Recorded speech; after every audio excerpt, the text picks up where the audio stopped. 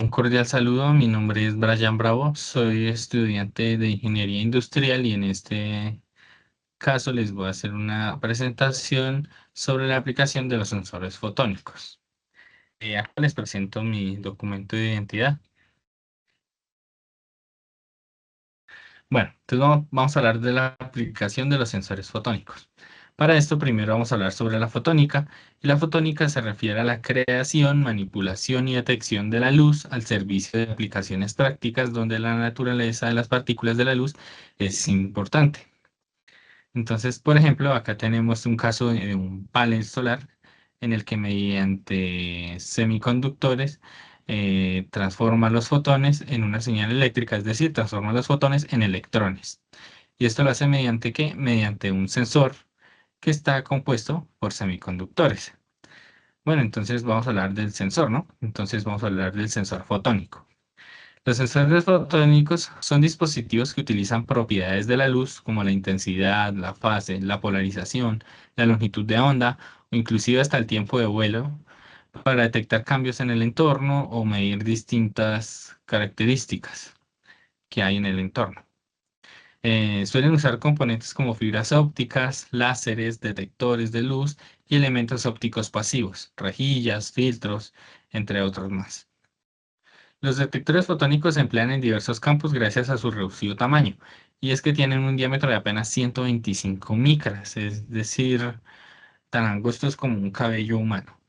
Acá tenemos una aplicación que es como para ver lo que pasa en un fluido. Acá tenemos la entrada del fluido y el fluido pasa por acá y sale acá.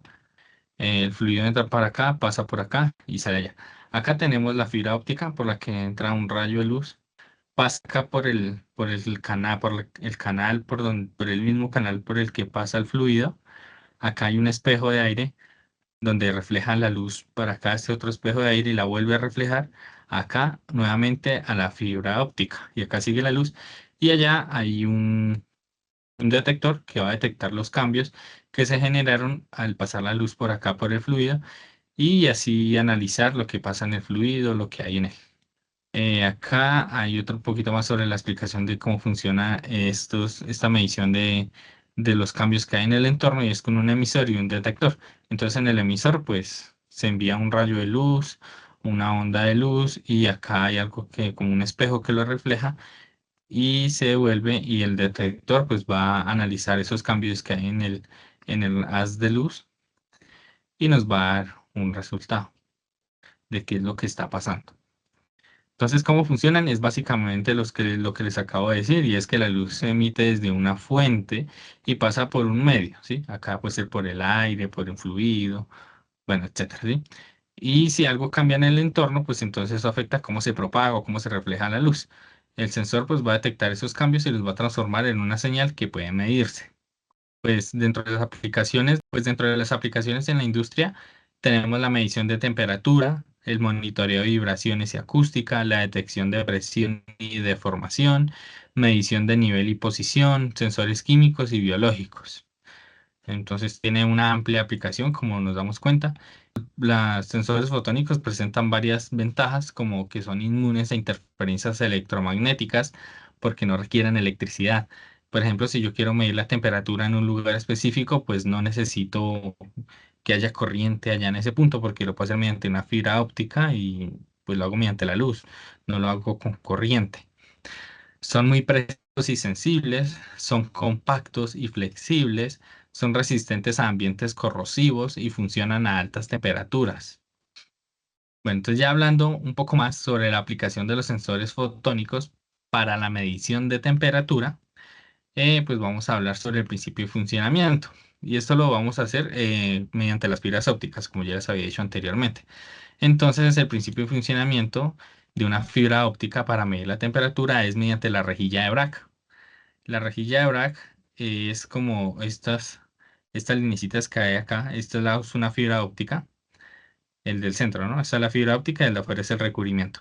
Entonces, acá se hacen unas variaciones periódicas en en la fibra óptica, lo cual nos va a generar un índice de refracción. Ese índice de refracción, ¿qué va a hacer?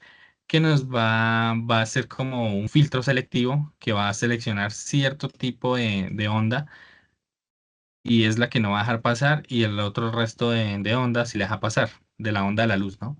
Entonces acá tenemos, esta es la señal de onda que enviamos, por ejemplo, una onda completa, así, con esta forma.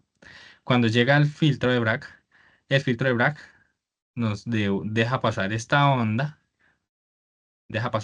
es la que pasa, la que sigue, y esta que falta aquí es esta que se refleja esta onda y regresa nuevamente, y el detector pues nos va a analizar esta onda y de acuerdo a la forma que tenga esta onda la rejilla de Bragg nos devuelve, nos va a decir cuál es la temperatura o qué es lo que está pasando en el entorno, ¿sí? Otra ventaja que tiene esto es que se pueden hacer multiplexaciones, es decir, se pueden enviar diferentes tipos o rayos de luz por la fibra óptica.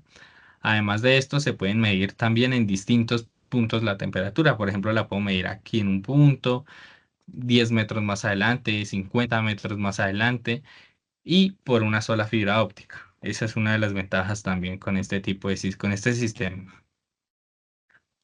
Bueno, entonces, ¿cómo mide la temperatura? Entonces, acá un poquito más de lo que ya les había dicho. A medida que la temperatura aumenta, la fibra óptica se expande físicamente, lo cual cambia ligeramente su índice de refracción. Entonces, estos cambios hacen que la longitud de onda reflejada por la rejilla también cambie.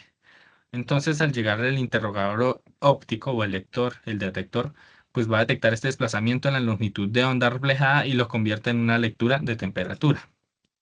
Las aplicaciones de esto puede ser en turbinas de gas o vapor, monitoreo de vibraciones y acústica, en reactores químicos, en transformadores electrónicos de potencia, en los cuales es importante tener en cuenta las temperaturas a las que están sucediendo los procesos, pues como también muchos otros procesos más, ¿no? No simplemente que se cierre a esos procesos.